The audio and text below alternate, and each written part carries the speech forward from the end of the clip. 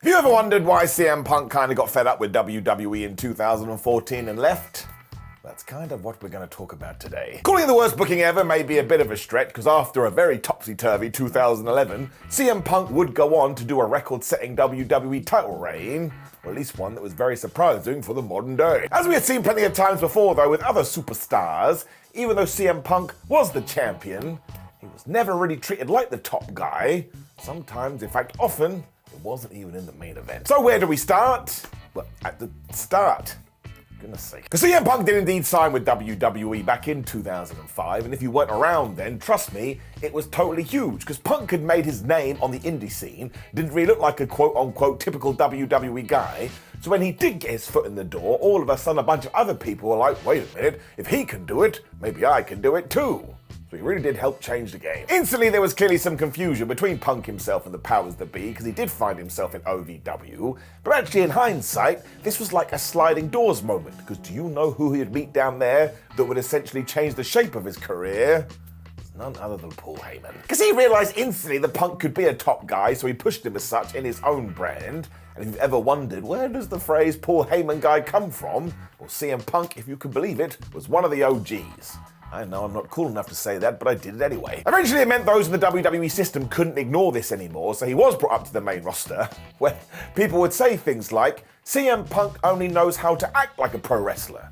20 years on, I still don't know what that means, and essentially the same thing that was going to happen in the future started happening in the present. No matter what was going on behind the scenes, everybody, when it came to the fans, loved CM Punk. It meant that we did get way more than we were expecting, because in 2008 he did win the Money in the Bank briefcase when he cashed it in on Batista to become the World Heavyweight Champion. And then 1 year later in 2009, he did this again against Jeff Hardy. Don't forget, he did win back-to-back Money in the Bank ladder matches too. So he was cooking. So you certainly couldn't say this was bad, and it was the same with the Straight Edge Society and the New Nexus, because Punk just knew how to make those groups work.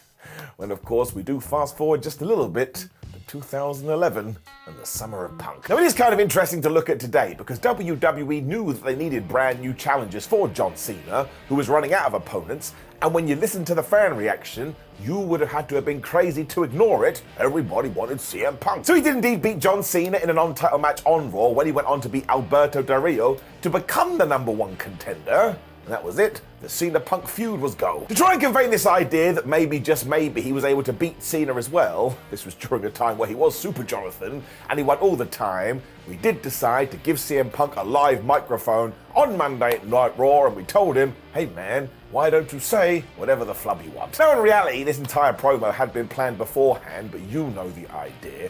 CM Punk took reality and the world of fiction, and he mushed them up together, to the point millions of people watch this going, oh my gosh, he's totally talking the truth, he's gone off script. The fact that he threw in the little nugget that his contract was about to expire, which was also factual, and well, the pipe bomb was born, we had a brand new megastar on our hands, and it's not like it happened overnight, but over the weeks and months, people really did fall in love with the voice of the voiceless. The noise was so huge, eventually nobody could deny what we had to do, but you know the deal with this, I'm essentially repeating myself now. If you are a wrestler within WWE, and you get over more than management wants you to get over, they'll always hold you back just a little bit. And the irony to this is that if it happened in 2024, I don't actually think WWE would do it anymore. It all peaked, you could argue, when we got to the Money in the Bank pay-per-view in 2011 that was live from CM Punk's hometown of Chicago.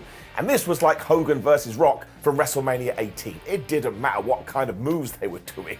The crowd was so loud, you just felt it deep down in your bones, and you were absolutely desperate to see who was going to get the victory, because it couldn't possibly be CM Punk. He was about to leave. I can only assume that WWE felt like they were backed into a corner too, and that maybe these Chicago fans would riot when he did pin John Cena and he became the WWE champion, when he sat on Barry Barricade and he kissed the WWE goodbye and he ran off with the title.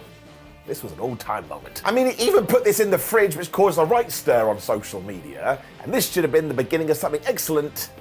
Then it all kind of went flat. Because even though in reality Punk had re-signed, obviously otherwise we never would have done this, we just had to be patient. And hey, let's go back to the pipe bomb. Maybe CM Punk could do a random appearance at Ring of Honor. It's not like ROH was going to threaten WWE in 2011. We didn't do this at all. And 2 weeks after he had run away, CM Punk was back. The really strange thing is that during that time we had crowned Rey Mysterio the WWE Champion, and then John Cena had just randomly beaten him, and then Punk was here looking at John Cena in the face. It's like, oh my gosh, it's on fast forward. Now look, when he did come back, he came out to Cult of Personality, so let's not pretend that CM Punk didn't get a lot from this. But everything should have been so damn obvious, and instead, when we should have gone left, we kept going right. Now there was some hope here, because during the interim, Punk had just turned up at some random Comic-Con and yelled at Triple H, and surprise, surprise, everybody went crazy about that on Twitter. So it also made sense that when we got into the ring, Triple H and CM Punk started to fall out with each other, especially because it was the game going, oh man, who got you that brand new deal? You better respect me. And even at this juncture too, I'm not going to get mad at it, because seriously, you can see it on the network or YouTube.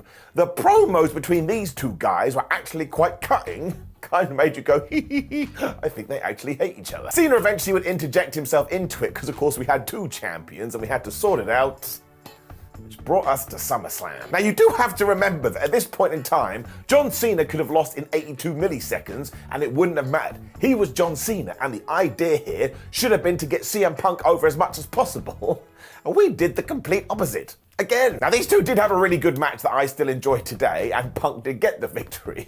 But this was only after special guest Triple H hadn't noticed that Jonathan's foot was under the ropes. So right away there was shenanigans. It then went totally crazy, because Alberto Del Rio was able to cash in his briefcase, become the world champion, because Kevin Nash right after the match had come out from the fans and powerbombed CM Punk. And even though this happened like 13 years ago, this is still my face. I don't understand it. Now, sure, there was the relationship with Triple H, which obviously we were going to play off, but it left everyone going, well, wait a minute, I don't want to see that feud. I don't want to see Alberto as the champ. So there was just too many asterisks here, which continued when we got to Night of Champions, because we didn't do CM Punk versus Kevin Nash, because Big Sexy got injured. So instead, we did Triple H versus CM Punk. And of course, who won? Triple Flippin' H. The same thing happened at Hell in a Cell, where it was John Cena versus Alberto Del Rio versus CM Punk, with Punk taking the pin. And then we got to Vengeance, when he was taking on the Awesome Truth, and I'm going to give you one guess as to who lost. Even at this point, WWE realized, well, we're going to have to do the singles one-on-one rematch between him and Alberto Del Rio, and surprise, surprise, you could already figure out what happened with that one too. So essentially what we did here, as soon as we had made Punk the champion, is that we beat him, and we beat him, and we beat him, and you know what it achieved? It pissed the fans off. It also flushed all this goodwill down the drain. So when you look at it now, it is proper 2 + 2 = potato stuff.